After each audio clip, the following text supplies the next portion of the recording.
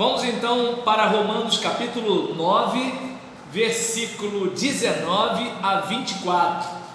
E aí a gente faz a seguinte pergunta: Deus caprichoso ou homem rebelde? Deus escolheu soberanamente Israel para servir de testemunha, Deus escolheu soberanamente Israel para servir de testemunhar de si, principalmente através do Messias. Deixa eu ver aqui, peraí, eu acho que eu escrevi alguma coisa errada aqui. Deus escolheu soberanamente Israel para testemunhar de si, principalmente através do Messias. Mas nem todos os israelitas eram verdadeiros descendentes espirituais de Abraão, que é o que Paulo bate na tecla direto. O fato de ser filho de Abraão não quer dizer que você seja um verdadeiro israelita. Você deve lembrar que tem aquele momento que o próprio Jesus fala que aqueles judeus ali, eles eram filhos do diabo, porque se eles fossem filhos de Deus, eles teriam conhecido Jesus. Não sei se vocês lembram dessa passagem. E pastor, quando ele fala o verdadeiro israelita, um verdadeiro adorador, pode ser isso? Pode até ser adorador, é que a ideia é que assim, na cabeça do judeu, o verdadeiro israelita é o cara que é descendente de Abraão. Para Paulo, verdadeiro israelita é aquele que tem a circuncisão de coração, que realmente foi transformado por Deus, creu em Deus, recebeu a revelação do Messias pela fé. Foi cortado pela graça. Está dando para entender? E então, mas nem todos os israelitas eram verdadeiros descendentes de Abraão. Sabemos disso. Ele escolheu Isaac e Jacó antes mesmo que nascessem, independentemente de terem feito alguma coisa ou não, mas porque soberanamente escolheu aqueles a quem conheceu.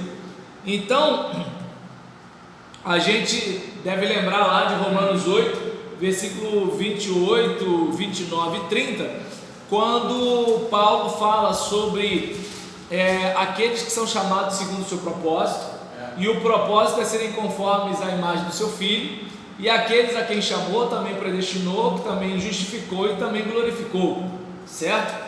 E nesse caso aqui, Deus também decide as regras para abençoar ou punir, não o homem. O homem não tem o que questionar, é mera criação. Ele escolheu Israel, ele puniu o Egito, ele elegeu Isaac, ele rejeitou Esaú.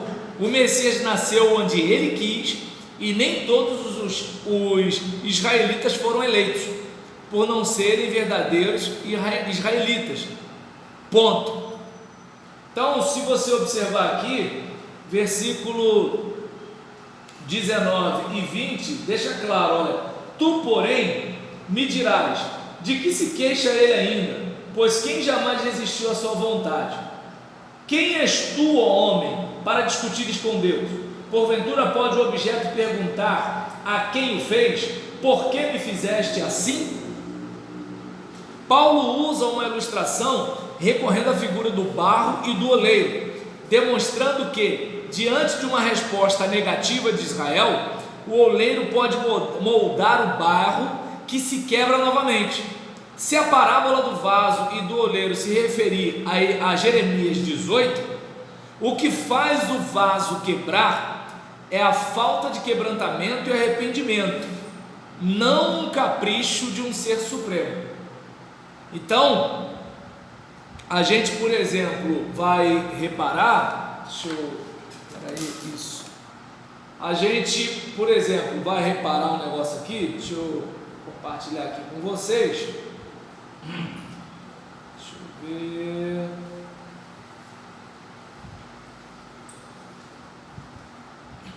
Jeremias 18. Palavra do Senhor que veio a Jeremias dizendo: dispõe-te e desce à casa do oleiro, e lá ouvirás as minhas palavras.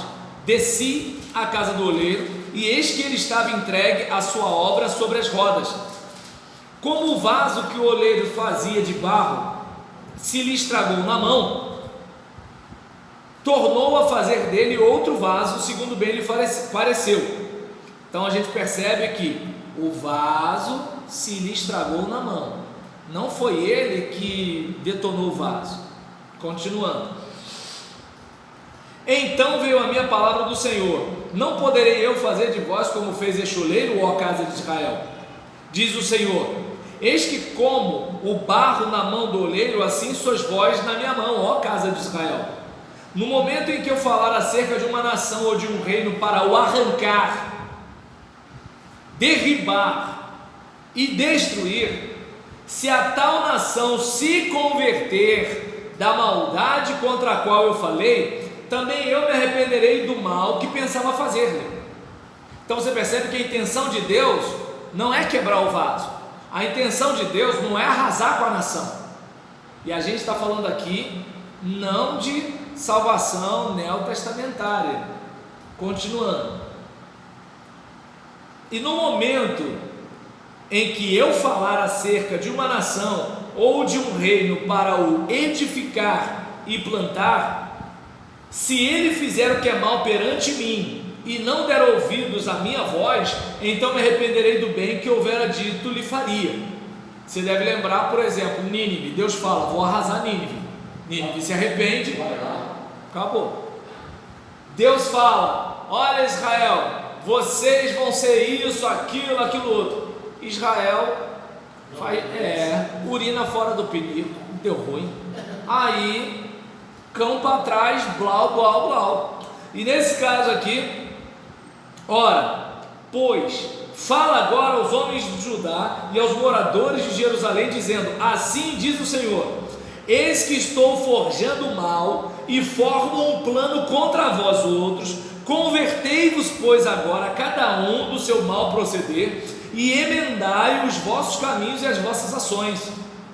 Mas eles dizem: não há esperança, porque andaremos consoante os nossos projetos e cada um fará segundo a dureza do seu coração maligno. Portanto, assim diz o Senhor: perguntai agora entre os gentios sobre quem ouviu tal coisa sobremaneira horrenda cometeu a virgem de Israel. Acaso a neve deixará o Líbano, a rocha que se ergue na planície? Ou faltarão as águas que vêm de longe, frias e correntes? Contudo, todos os do meu povo se têm esquecido de mim, queimando incenso aos ídolos que os fizeram tropeçar nos seus caminhos e nas veredas antigas, para que andassem por veredas não aterradas, para fazerem da sua terra um espanto e objeto de perpétuo assobio. Todo aquele que passar por ela se espantará e meneará a cabeça. Com vento oriental os espalharei diante do inimigo, mostrar-lhes-ei as costas e não o rosto no dia da sua calamidade. Então disseram: vinde e forjemos projetos contra Jeremias. Olha, o povo maneiro, hein? Porquanto não há de faltar a lei ao sacerdote, nem o conselho ao sábio, nem a palavra ao profeta. Vinde, firamo-lo com a língua e não atendamos a nenhuma das suas palavras. Olha para mim, Senhor, e ouve a voz dos que contendem comigo. Acaso pagar-se-á mal por bem? Pois abrir uma cova para a minha alma. Lembra-te de que eu compadeci a tua presença para interceder pelo seu bem-estar, para desviar deles a tua indignação. Portanto, entrega seus filhos à fome e ao poder da espada. Jeremias não era cristão, tá, gente? Sejam suas mulheres roubadas, seus filhos, e fiquem viúvas. Seus maridos sejam mortos de peste e os seus jovens feridos à espada na peleja. Ouça esse clamor de suas casas, quando trouxeres bandos sobre eles de repente, porquanto abriram cova para prender-me e puseram armadilha aos meus pés. Mas tu, ó Senhor, sabes todo o seu conselho contra mim para matar-me. Não lhes perdoe a iniquidade, nem lhes apague o pecado de diante da tua face, mas sejam derribados diante de ti. Age contra eles no tempo da tua ira. Então, voltando aqui a Romanos 9, se de repente a gente tem aqui no versículo, deixa eu ver, 19, 20, 21, isso. no versículo 21, se a gente tem aqui uma ilustração recorrente de Jeremias 18, o que faz o vaso quebrar é a falta de quebrantamento e de arrependimento do povo, não um capricho do soberano Deus. Se arrepender para... Deu para entender? É aquela questão. Eu acho que de repente, desculpa interromper, eu acho que de repente tem até a ver que Deus pediu para Noé construir a arca. Isso. O povo estava vivendo em pecado. Ele tinha que pôr uma virtude ali para formar uma nova exatamente. geração, né?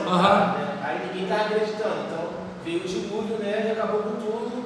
E assim Noé salvou a vida dele, sua família, os animais. Depois veio uma nova. Exatamente. O que acontece é que assim, Deus resiste aos soberbos e dá graça aos humildes. Entende? A questão é quem é você na fila do pão. Não tem a ver com Deus. Entende? Não foi Deus quem foi caprichoso, foi o povo que foi rebelde. Ao refazer os vasos quebrados, Deus faz para o vaso quebrantado para a honra, né? Deus faz o vaso quebrantado para a honra e o vaso não arrependido para a desonra. Então, é bom só ficar claro isso. Recebendo a ira divina em vez de misericórdia divina. Então, o não arrependido recebe a ira, o arrependido recebe a misericórdia. Daí a separação entre os verdadeiros israelitas e os falsos israelitas. Então, é justamente aí onde está a questão. Não tem a ver com Deus fazer o seguinte: não gostei do Marcos, vou levar só o Fernando para o céu. Não gostei do Robson, vou levar só o Marcos para o céu. Mas por quê? Dunité salamé minguê, a bola é minha, joga no campo que eu quero. Entende? A gente percebe na história bíblica que Deus está sempre tratando as pessoas de acordo com a sua atitude diante dele, e não necessariamente o seguinte: você está assim, eu quero agradar a Deus, e Deus fala assim, mas eu não quero você, mete o pé daqui. Não é bem assim que acontece. Pelo menos a gente olha na Bíblia, a gente não vê isso. O que a gente vê são pessoas resistentes, impenitentes, rebeldes. A gente vê isso, e não alguém assim: eu quero muito viver para o Senhor, mas eu não te quero, rala. A gente não vê isso na Bíblia, entende? E aí a gente, por exemplo, se você baseando nos dias de hoje, tem muito coração duro, né? Demais. Sempre teve. Exatamente. A pessoa fica assim: não vou não, vai que não vai igreja, isso aqui. Tipo assim, quando chegar a minha hora eu vou, não sei o que. É aquele coração de pedra mesmo que não vai de nenhum. E a gente tem esse coração duro fora e dentro. Também. Entende? Por exemplo, tem aquele que fala assim: não vou entregar minha vida a Cristo não. E tem aquele que está lá dentro que também não entregou. Ele só é religioso. Entende? Como é que a gente pode falar isso? Produzir frutos dignos de arrependimento. Então o indivíduo, lembra? A gente falou ontem em Hamartiologia sobre as obras da carne. Olha, quem vive nesse pecado habitual aqui, esse aí não tem nada a ver com o reino de Deus não. E então, que diremos pois, versículo 22 de Romanos 9: se Deus, querendo mostrar a sua ira e dar a conhecer o seu poder, suportou com muita longanimidade os vasos de ira preparados para a perdição, a fim de que também desse a conhecer as riquezas da sua glória em vasos de misericórdia, que para a glória preparou de antemão, os quais somos nós, a quem também chamou, não só dentre os judeus, mas também dentre os gentios.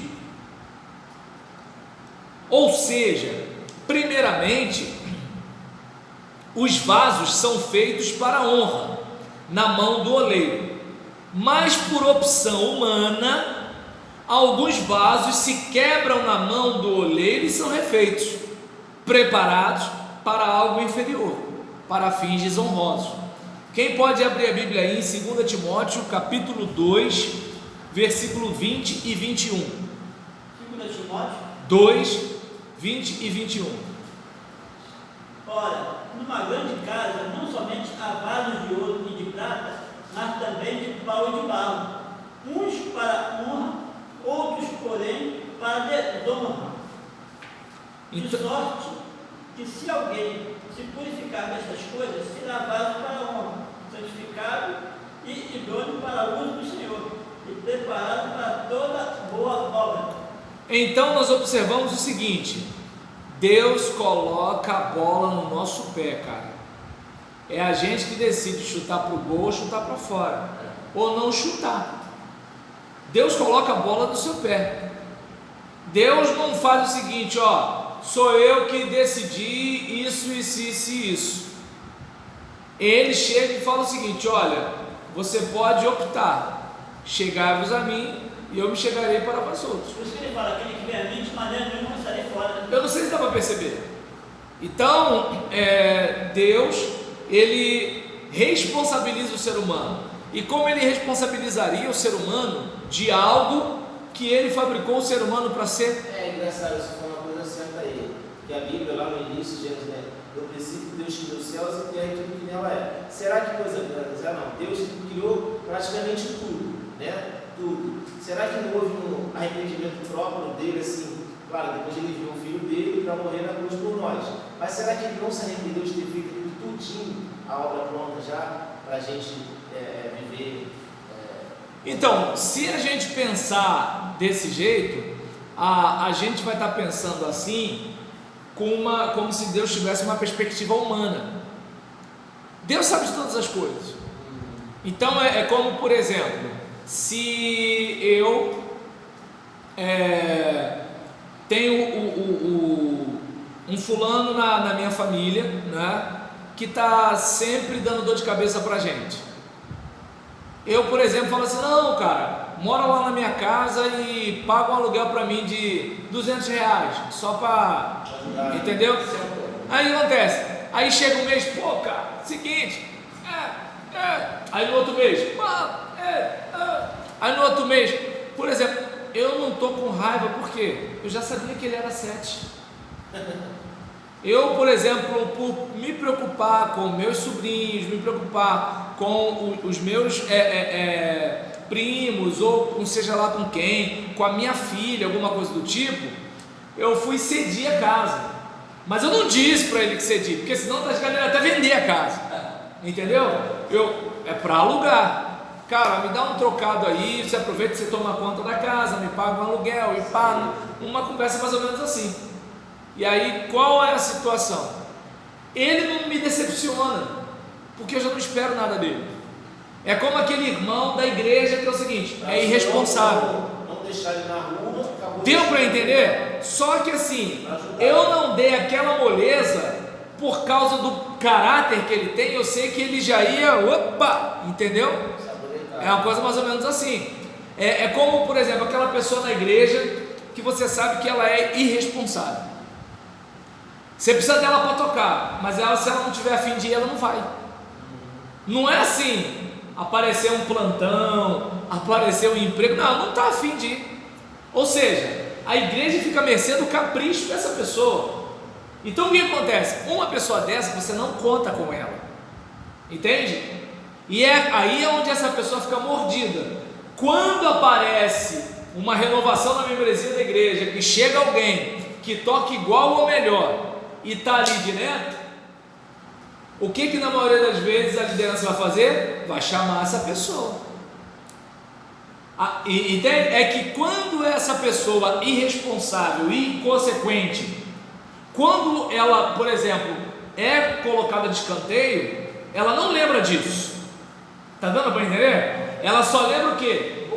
Chegou uma família nova na igreja e eles são da panela do pastor e o pastor vai dizer que lá. Só que é o seguinte, eles não lembram, né? Eles não lembram que é o seguinte, eles eram irresponsáveis. Eles eram irresponsáveis. A igreja não podia contar com eles.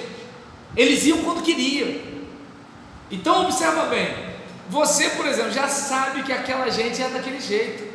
Então você não fica, por exemplo, assim, eu estou contando. Você sabe que não pode contar.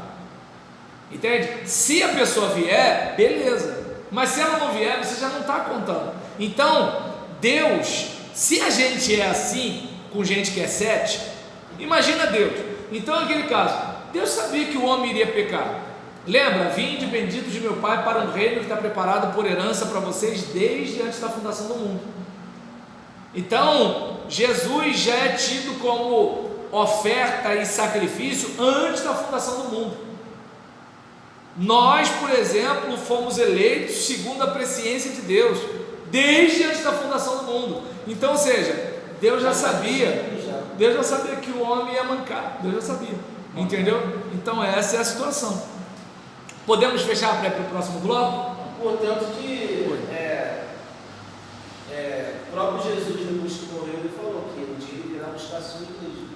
Exatamente. Não dia nem a hora, mas que ele vai voltar e vai voltar. Exatamente. Por quê? Porque se você se arrepender na última hora, tu vai para agora, mas se você não se arrepender, meu irmão, vai para o inferno. Mas tem aquele, ele conhece o coração, daquele cara que fica de 7 a vida inteira, muitos momentos, o senhor me arrepende desse cara. É isso aí. Ele já sabe a conversão. Não, ele sabe o que é uma conversão verdadeira, né? Ele sabe o que é uma decisão Ele conhece verdadeira. os nossos corações. Exatamente. Ele conhece. Exatamente. Entende? Então é bom lembrar que assim, é Deus que é caprichoso ou é o homem que é rebelde? Percebe? De repente a própria pessoa mesmo, entendeu? Você vê que, por exemplo, um sobrinho seu, um cunhado seu que está com o coração duro, você vai ali evangelizar aos pouquinhos, para conquistar o coração dele aos pouquinhos, devagarzinho, não com aquela forçando a pessoa, mas devagarzinho tu vai conquistando, quando vai ver a pessoa já entrega a vida dele, está na igreja, está caminhando, e uma mudança radical para a vida daquela pessoa que está com o coração tão puro e agora está com o coração, né, cheio da glória. Exatamente. Assim, E aí é aquela questão, né, assim, e Deus toca a bola para você. com certeza. Porque se ele responsabiliza o homem, é porque o homem tem algum tipo de poder de decisão. Tirar a pedra. Perfeito? Tá vendo,